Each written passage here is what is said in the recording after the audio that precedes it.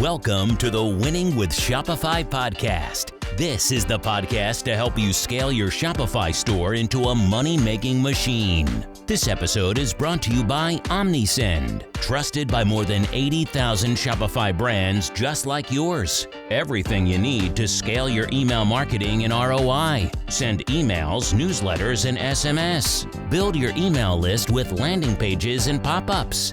One-click Shopify integration. Get 24/7 email and live chat support all with Omnisend. Now, over to your host, Nick Truman.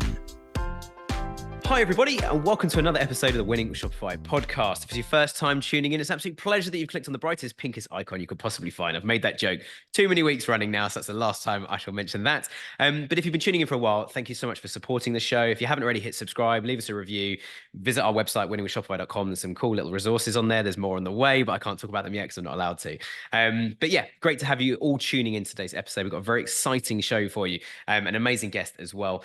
One quick thing, just to quickly shout out a shameless plug from our side is we are running lots of webinars at my main agency Spec at the moment. If you subscribe to our newsletter at Winning with Shopify, you will have seen these. They're completely free to come along. The best thing about a webinar is it's a bit like we do on the podcast, but it's live. So you guys can ask questions. There's an amazing Q&A section at the end of every single webinar that we do. So make sure you check those out. If you want to get more information about them, just drop us an email, hello@winningwithshopify.com, or subscribe to our email mailing list through the website, winningwithshopify.com. Anyway, end of plug. Let's come on to today's topic then. So we're continuing our series with Omnisend, talking about email as part of a bigger, wider marketing strategy and how it all fits together very nicely. I'm delighted to be joined by a very special guest today. His name is Eugene, and he's the founder and CEO of Factory Pure. Eugene, welcome to the show. Pleasure to be here, Nick. Excited to chat with you. Good stuff. I'm really looking forward to our chat. And we've obviously had a bit of a chat before we hit record, everybody. So I can say I'm very excited to cover some things that I've never actually spoken about or tactics I've never heard about before, which I'm very excited to share with you guys, or have Eugene share with all of us. But Eugene, before we dive into all of that, tell us a little bit about your background, the business, how you got involved, and most importantly, what you guys do. So Factory Pure, we're an online retailer. We specialize in power equipment and various other products. At this point, we're kind of selling anything and everything, but generators are probably about 60 to 70% of what we do. So my brother and I started this business about 10 years ago, 11 years ago.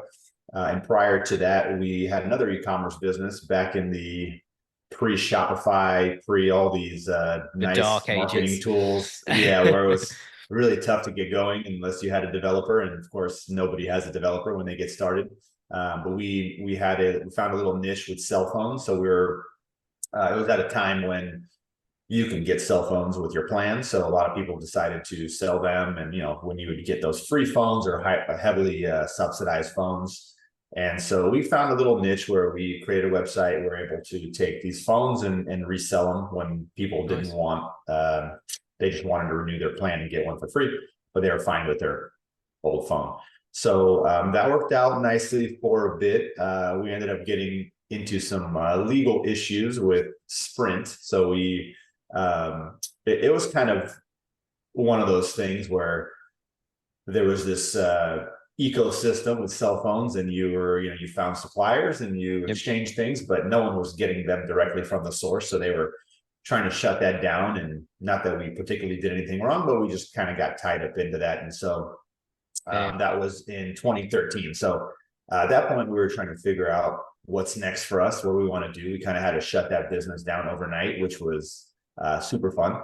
And at some point, we realized that we learned a lot about e-commerce, and in some sense, e-commerce is e-commerce. And we decided we're going to continue with that, and what other products can we sell? And we wanted to make sure at this point to not have the same situation happen, that we would have relationships directly with manufacturers so that we wouldn't have any, issues selling their product, marketing their product. And the first thing that we landed on in our research was selling air purifiers. And that's where the name Factory Pure came from, because we started with air purifiers. Yes.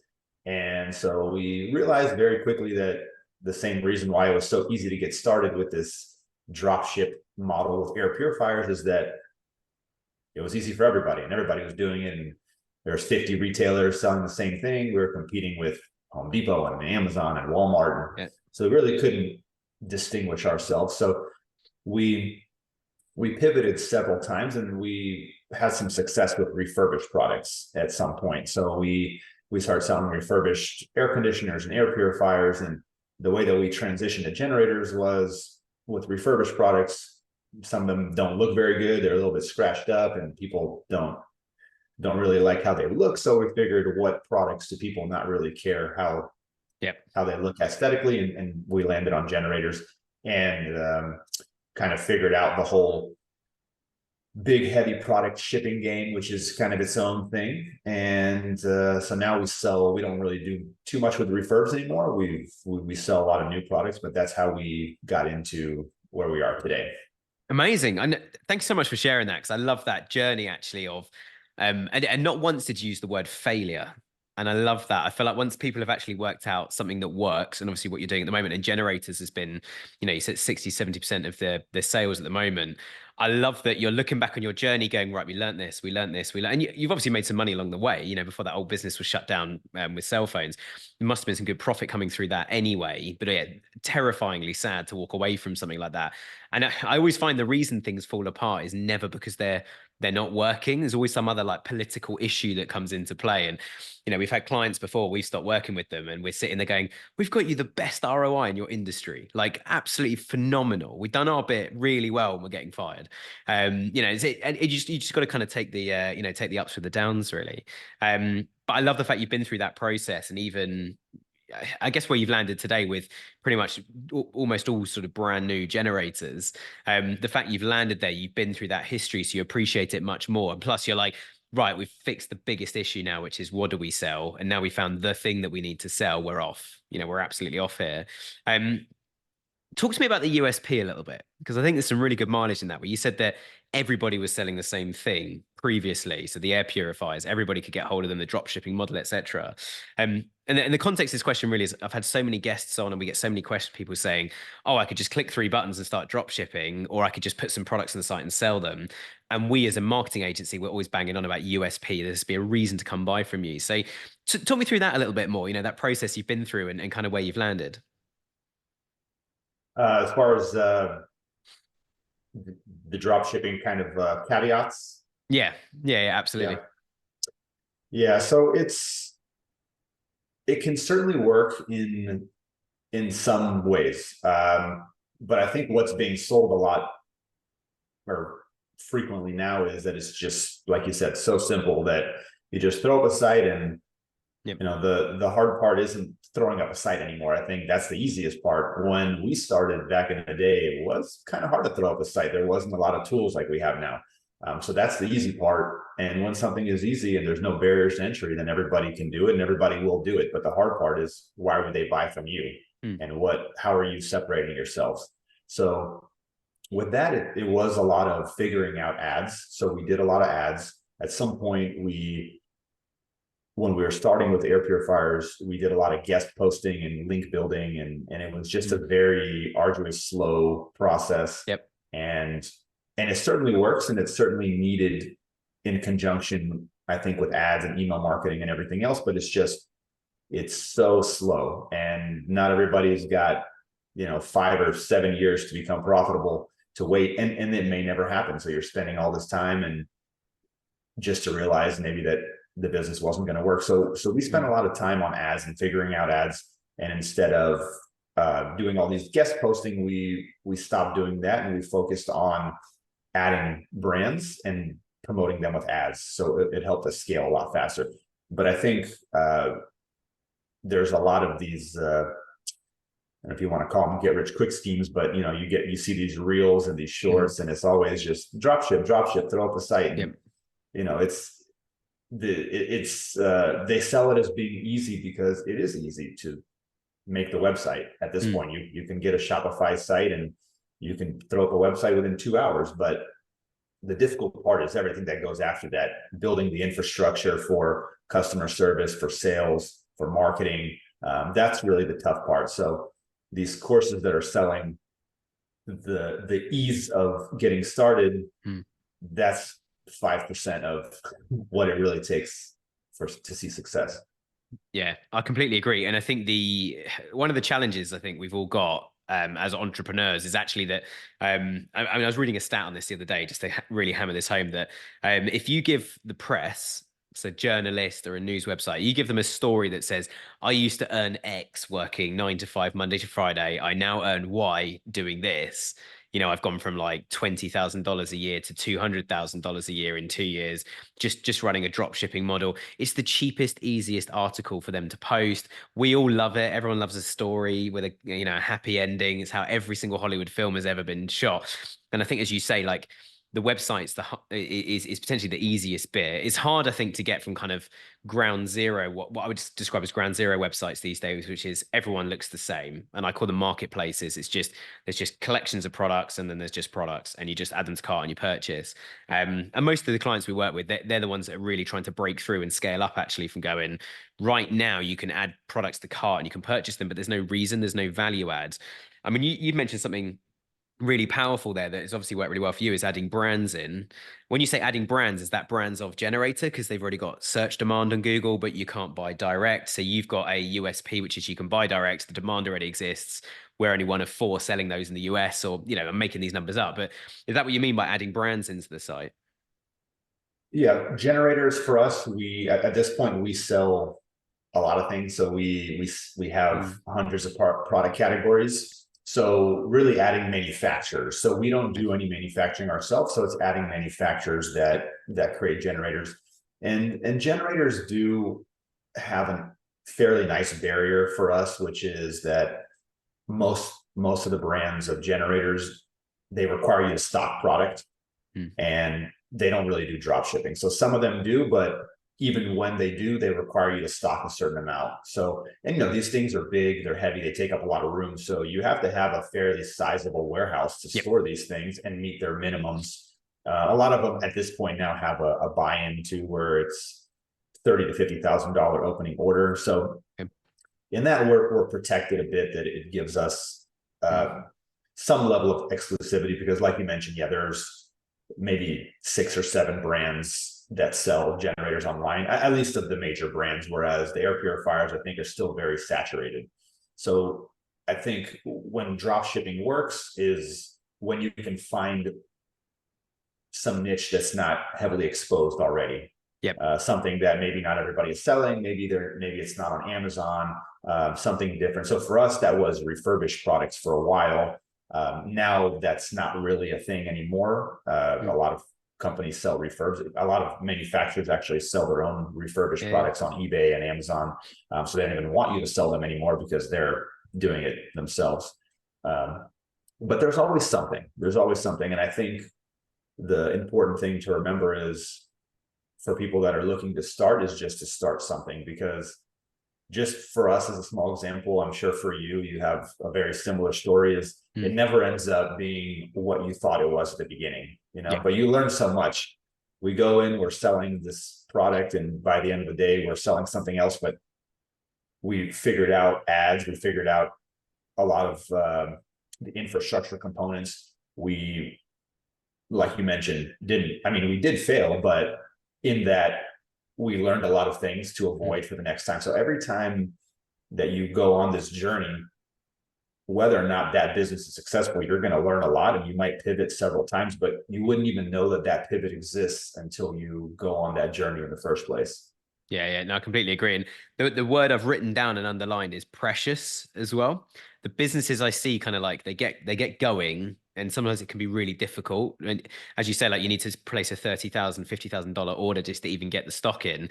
They get going, but they stay precious to kind of like, this is who we want to be. And what they're not doing really is looking at the market and potential customers or existing customers and going, who are they and what do they want? And I think that the day I would describe myself as starting to become like successful, and I define that as like, things are growing, we're making good profit, my wife's happy with the checks that come in. You're like, we're doing some good things now, and have been for quite a few years. But certainly looking back previously, I was very precious to going, I only want to do these kind of projects. I only want to work on this kind of stuff, which to a merchant like yourself, it's, we only want to sell this product to these people. What if they don't want it? and you're trying to sell a dead horse, as we say in the UK.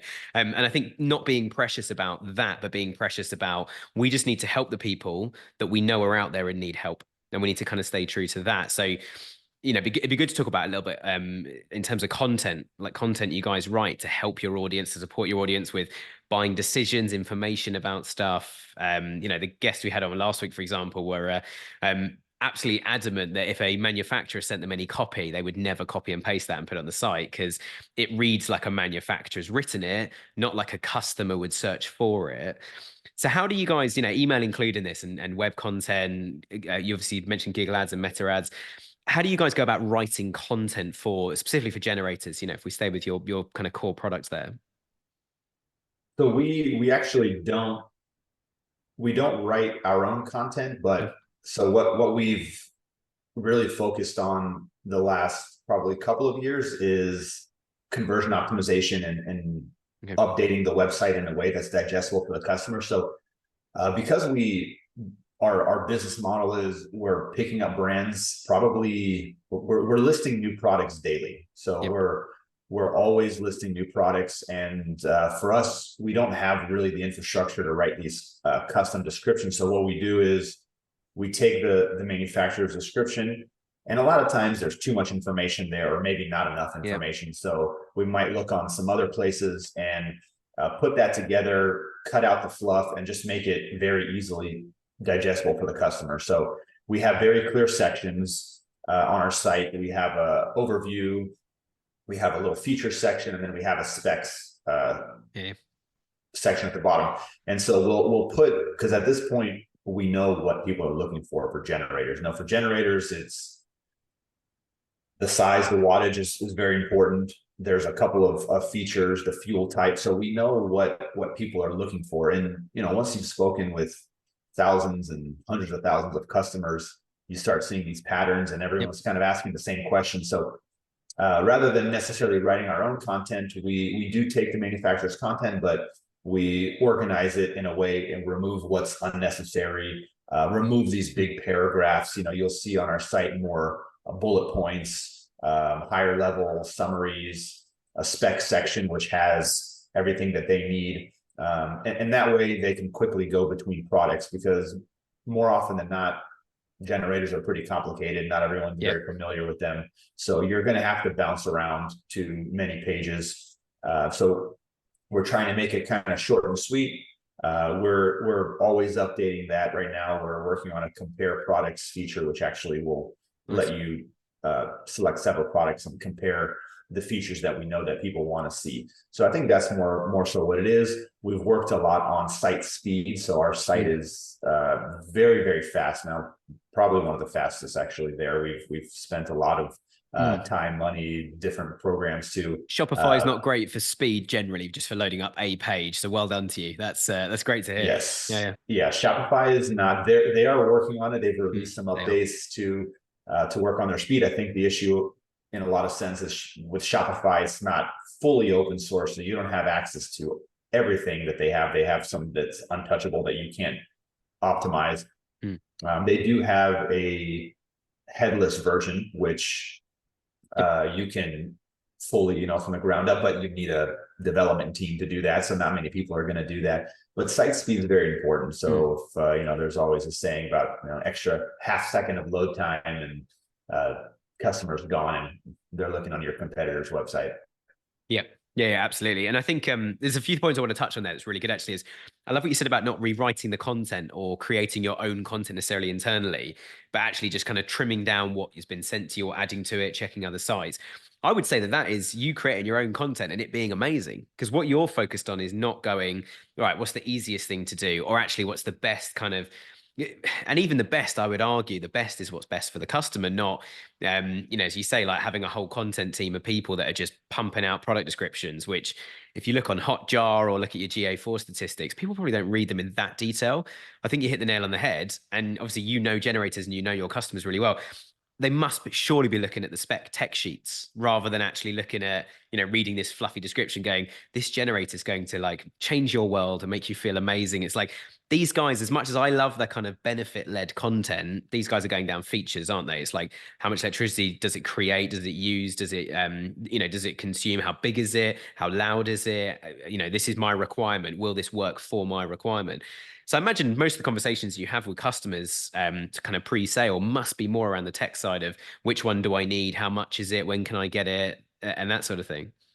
Yeah, and most people that we deal with, they're buying these as home backup systems. You can use generators for a number of reasons. People use them for camping, for on the work site, but more often than not, we'll talk to customers about home backup. So they'll need to know, does this work for their house? What size generator do they need for their home? I think what's also important, just to touch on what we just discussed too, is as much as you can to have on every product page to have information be in the same place. Yeah. Because some of these sites are kind of all over the place where if they want to know the what type of fuel it is, well, on this product it's over here and on that product it's over there. They need to know exactly where to scroll, because like we mentioned, they're probably going to be looking at 8 to 10 products, and if they can't find the fuel type on the second one, they're just going to go to some other website that's more streamlined and has that in the same place. So that's very important. So with generators, it's sizing, and it's not very complicated to do. It's just that people haven't looked into it themselves. And so what we offer that's nice is when you call, somebody picks up. So that's another differentiation, right? When you're competing with Home Depot or Amazon, you can't call them so readily. You can't just, hey, let me go ask them a little quick question, because Amazon, you try to find their contact info, and then Home Depot, they have it, but they have so many departments, and you're not really speaking to an expert on what you're looking for, more than likely, because they have millions of products on their website. So we try to very heavily promote the fact that, and we actually even literally say on our cart page, when you hover over the excellent customer services, when you call, we'll pick up, and there's no press 1 for this or press 2 for that. We have a team there, and there's a queue. When you call, we pick. So people like that. Our demographic really likes like domestic customer service, that we're based here. So little things that you can throw out that when you're small, you can still do that the big companies can't, to show that and so back to your point, people are calling for generators. We're sizing them. We're discussing what kind of fuel source. So in some areas of the country, there's natural gas. In other areas, there's not natural gas. So they need to, so like if they have natural gas, that's the way to go, because it's essentially endless fuel and easy. It's there. If not, some of them have propane, gasoline. So it's really just taking them through those steps. What size do you need? What fuel type do you need? What features are you interested in? Some of them have remote start. You can start them from, with a little key fob, electric start. So it's really probably takes less than 10 minutes to find a generator for somebody, more often than not, less than 5. But having that comfortability of talking to somebody. There's also a lot of fake sites out there now. Our site has got ripped off so many times. We use we have developers internally. We've created some of our own software. One of them being a price scraper tool that can monitor our competitors' prices for what we sell. And so every other day there's somebody undercutting us, and you look and they just basically copied a feed of our whole product and threw it on there. So a lot of these people are getting scammed. It's like a $2,000 generator that they're selling for $300. So you just have to be aware of all these things and provide some value for the customer, which we do in customer service and having that personal touch. I absolutely love that. And I think, as you say about being scammed, I'm sorry to hear that's happened to you. We've had it quite a lot over the years. It tends to be certain clients as well, like certain industries, like anything that kind of costs, I think, more than about £1,000 or $1,000. It's that level up that, as you say, they just go, don't buy this amazing dress that Kim Kardashian wore the other day for $5,000, buy it here for 50 and nothing turns up, or buy it here for 500 instead of 5,000 and nothing turns up in the post. And it's really sad. But I think, as you say, there's things you can do to actually build some trust and build some viability, even saying like, give us a phone call. The current wait time is 22 seconds. We are waiting. Phone us now, US based call center or US based team. Don't use phrases like call center. Yes. But I think having things like that are absolutely amazing. And we'll come back to phone calls in a minute because I've got a couple of questions about that I think would be really useful for our listeners to kind of pick up on. But I just want to jump back to one other thing you mentioned earlier as well that I think is really key here is you said about finding some patterns in the data when you look at what people are ordering, who they are, where they're based, etc. And something we spoke about before we hit record and said we were going to come back to is how you guys manage your email list as well and how you actually pick out who. In fact, I won't ruin it. You can share the exact information, but how do you guys actually look at that data? Like, what are you looking for when you look at customer purchase behavior, locality, all this sort of stuff?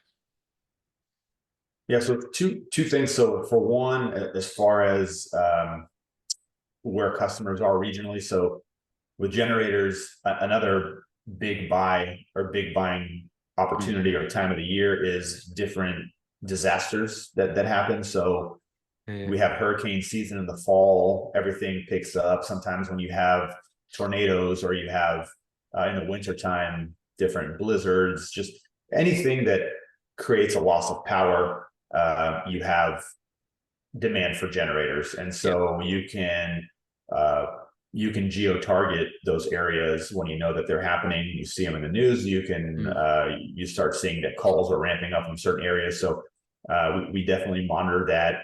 On the email side, for us, it's always been a struggle on how do we send regular email campaigns, just because the type of products that we sell, it might be a once in a lifetime purchase. And so we want to create value, but we don't want to, blast people with updates all the time that aren't useful to them. And so one of the things that we've figured out in the last several years is creating flow. So we try to automate as many things as possible. Of course, it's so many moving parts that the more you can automate, the best. So one of them was creating a flow for customers that we think could be repeat customers.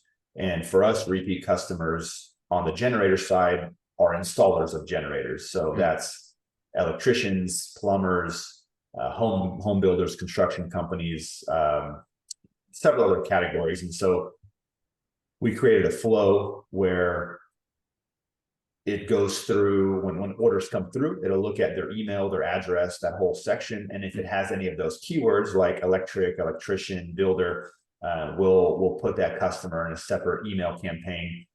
Or if they've ordered multiple generators, that's usually another sign that it's probably an installer in some form or fashion. And that way we can let them know when we have new models in stock, or let them know we just had a sale start yesterday. And so we sent a message to all of our installers that there's a 10% drop on a certain brand, and we got a couple orders that way. So it's really just trying to provide some value for them. And we have a very low, in this campaign, we have a very low drop off, a very low rate of people, marking it as spam or marking it as or unsubscribing in general. Yeah, which is amazing because actually we call them tradies in the UK, people that will just do odd jobs like electricians, plumbers, etc. And tend to find that these guys, I mean, I had it from a plumber literally in the last year. We moved to a new house. Plumber came around and said, okay, you've currently got this hot water tank in your house. You could get this one. It's pressurized. It's much better. And they've currently got a lifetime guarantee. And it's based on one of the family members. And I said, well, my wife's a couple of years younger than I am, so we'll put her down as the lifetime guarantee person. She'll probably last longer than me. But then he phoned me up about 2 or 3 months ago and said there's actually a big 25-30% off at the moment. And that was not an email that someone like yourself sent to me. He sent it to the installer, who then called me up and said, I know you were interested in this when we were there. So actually, if you want to save some money, it's available now. If you know you're going to get it, just buy it now. I'm happy to store it for you as long as I'm the guy that gets to install it, because I have to be the qualified installer, which is where the brand have given him a bit of a value add to go, I'm a qualified installer of this thing. It's currently a discount. You can buy it and I'll store it. And when I asked him, I said, look, we will do it. I'll send you the money now if you can order the thing.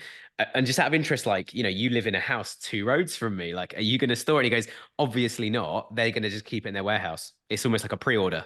So they're going to get the money for it now, and it just sits in their warehouse and they sell it later, which means half their warehouse will be full of stock that's already sold.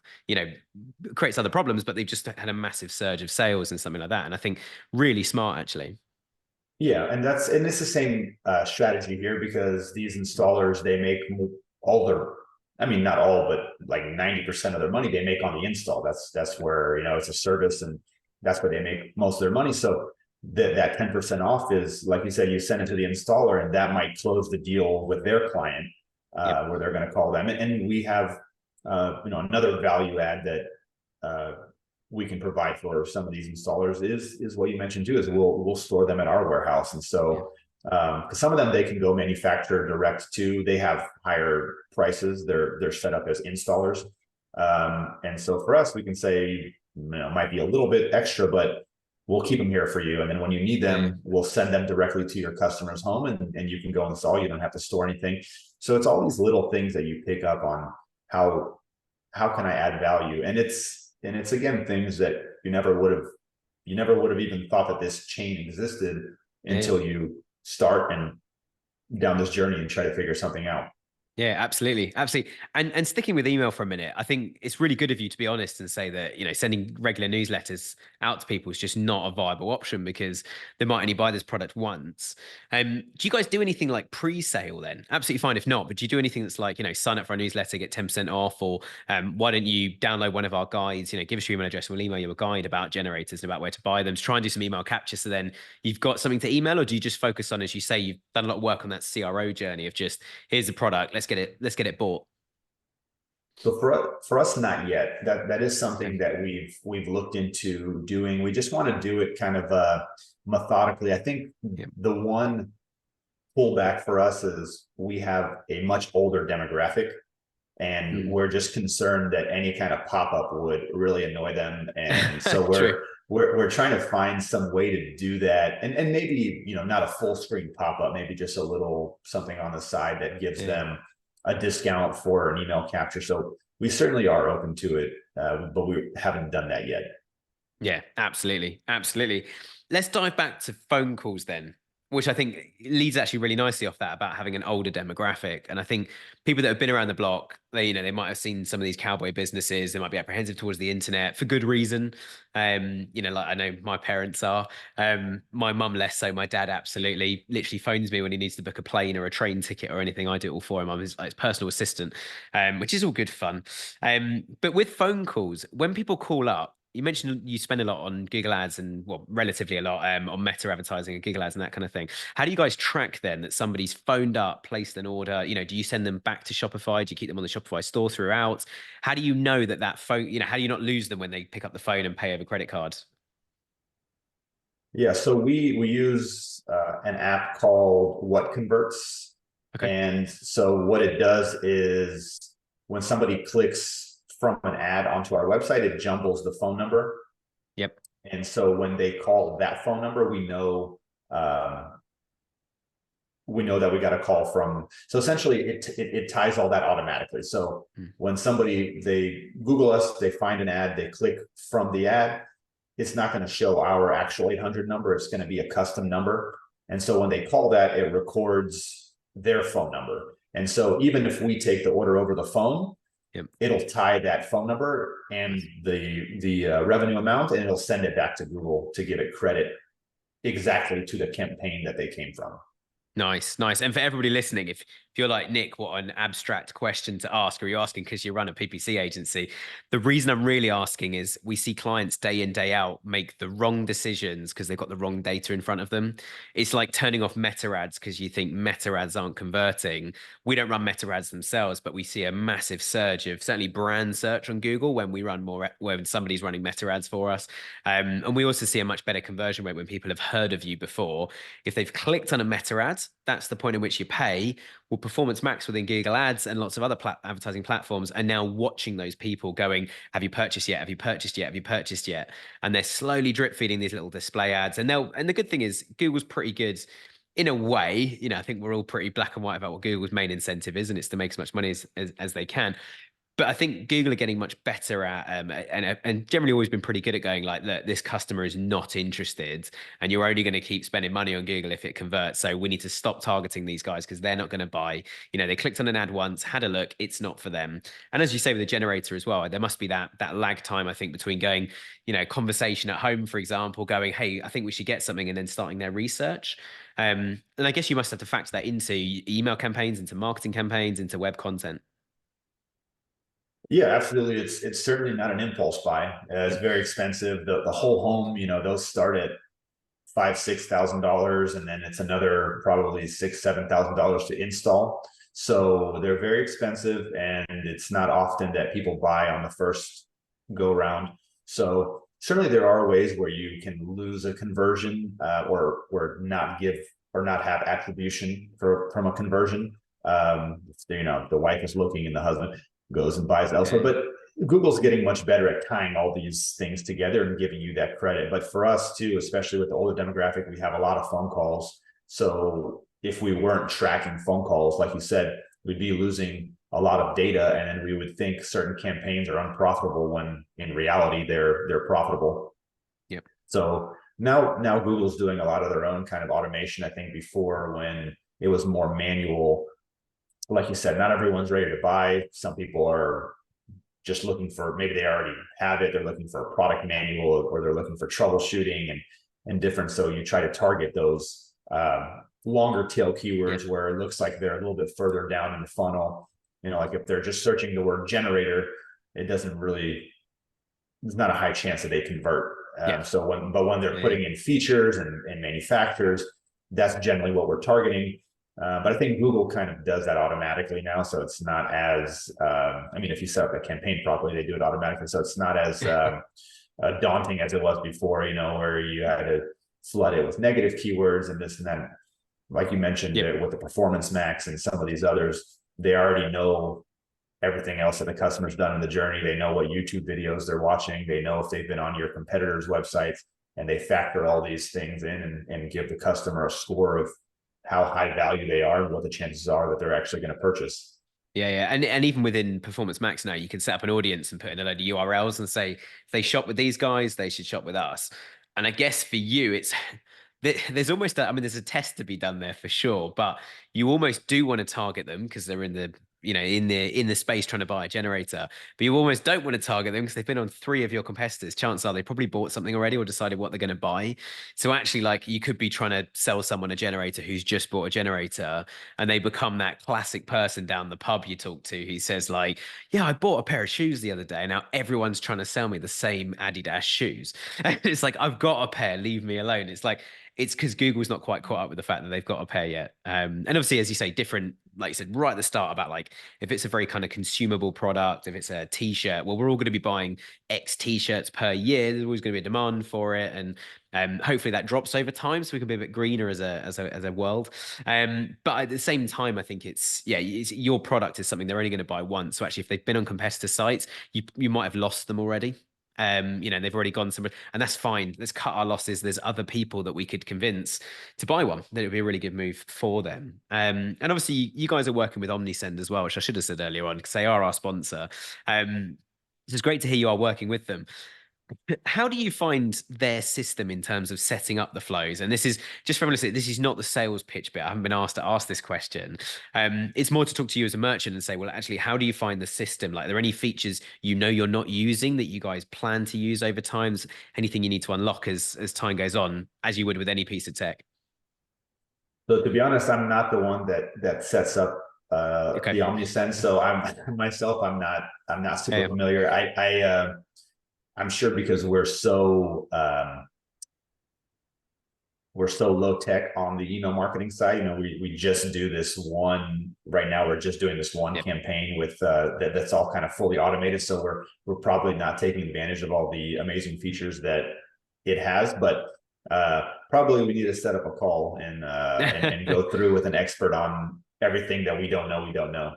Yeah, absolutely. Absolutely. But I guess the point goes for any piece of tech, doesn't it? It's you only get out of the tech, or my uncle always used to say to, used to be RFD, and he'd always say to us, you only get out of supply what you put in, whether that's an app or a person or a team of consultants or whatever. And so I think that I love what you say actually about like we should probably sit down and talk to them. At the same time, I sometimes find that we get like really big, like HubSpot, lots of our clients use, but they use like 1% of it. And then when you hear that, you think, well, that's a complete waste of money and a waste of time. Like, as you say, maybe we should book a call and use all of it. But actually, if that 1% is the best on the market for exactly what you need right now, well, it's doing its job. Don't distract yourself with all this time. And I often find with finance as well, when it comes to talking to clients about marketing budgets or apps or store rebuilds, all this sort of stuff, I always kind of offset it going like, if you just put more money into Google Ads, what would you get back? Versus what we're trying to achieve here. Like, is it greater or less than just put, if you've got $10,000 to put into something, put it on Google Ads, we know what we're going to get, put it anywhere else. How sure are we it's going to deliver a better return, or is it something we have to do? And I'm sure you've had some situations like that in the past as well, where it's like, okay, we're going to do this and get really excited. And then somebody kind of puts a hand up and goes, are you sure you want to put money into this? Like, if we put it over here, we might achieve that instead. Well, there's certainly things that are harder to track. For example, last year we did a lot of Sirius XM ads. So we did these nationwide radio ads, and it's really hard to track because it wasn't a direct ROI play. It was just a brand recognition play. And you mentioned something earlier about how if they've seen or heard you somewhere before, they're much more likely to convert. And I think that's mainly what it was, is putting our name out there for the whole country. And then later, when they are shopping for a generator, they're going to say, okay, well, I heard them on the radio, so they must be legitimate, or at least it evokes some trust and some confidence. But you don't really know, is it working, because it's not giving you a direct response. So we do get orders from it here and there, but not enough to justify what we're paying for it. We just hope that it makes our brand more recognizable later on, maybe when it's hurricane season or what have you, when they see our Google ad. Yeah. And that, as someone who works in Google advertising, that is the bane of my life, is not knowing. We like to kind of micro track everything, but as we said, a bigger purchase like a generator, you mentioned husband and wife, kind of like one finds it, one then buys it. It's like, how do you connect those two things?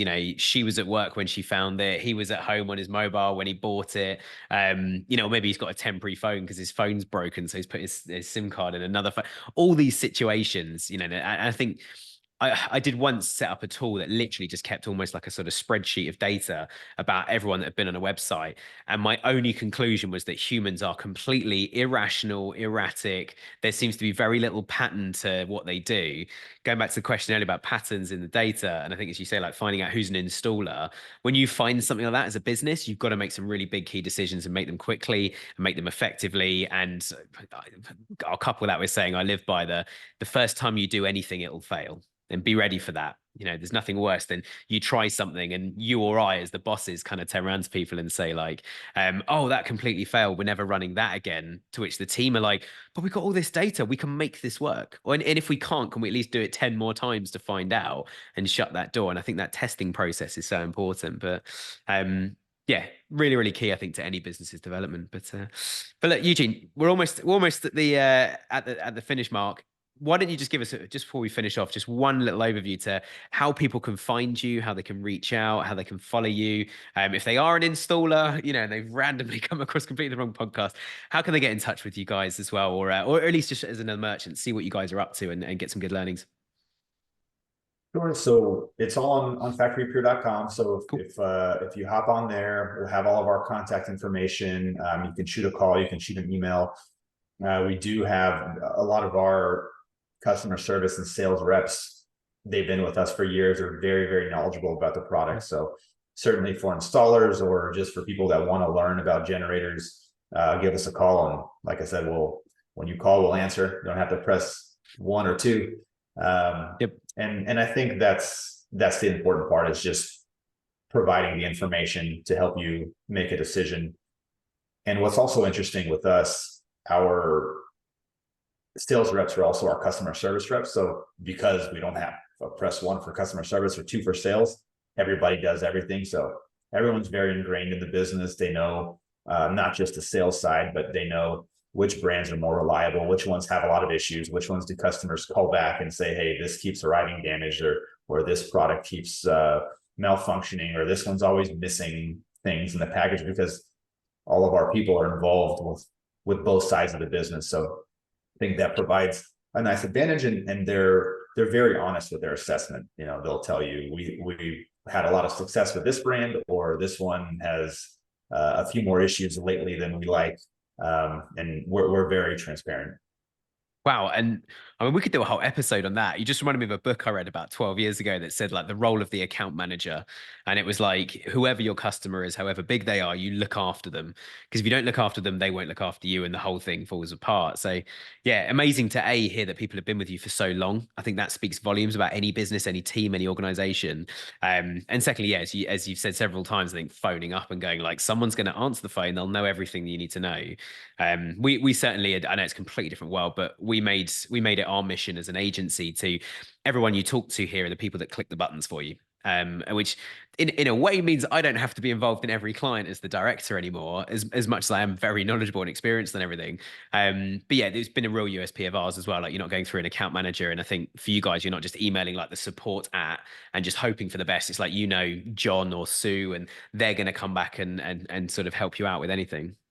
And I will say that is very important, because we've dealt with some agencies in the past, and it's always somebody that onboards you, and they have a certain amount of knowledge and familiarity, and you build some trust with them, and you get excited, and you go with that agency because of that person. And then they hand you off to someone that's maybe not as knowledgeable, or is spread a little too thin. So if you guys do that, that means you know what you're getting from the start. And when you feel that trust with somebody, that's who you're actually going to be working with. I think that stands out for me, because that's not the experience that I've had with agencies. So that's great.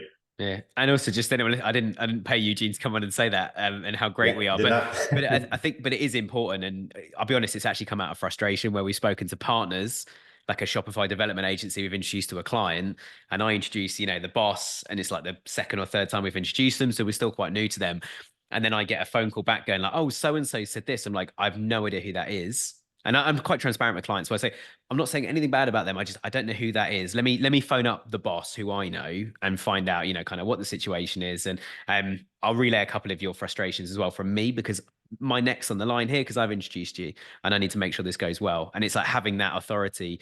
But yeah, I'm on every single client call at least once every 3 months. That is my mission to all of our clients, which is cool. But I deliberately don't say like, yeah, I'll do that and do that. I'm more there to go, okay, sorry, I can hear this frustration about this. What would you like us to do? Like, how can we solve that? Or is there any mileage in that idea over there? Should we all discuss that quickly and make sure none of the actions have my name against them, but the other people in the room from my team are going to own this, go back to them. And I always say to my team, if we've agreed something or I'm on a call, let me know when it goes out, CC me into the email, tag me in our system, because we need to know what's going on.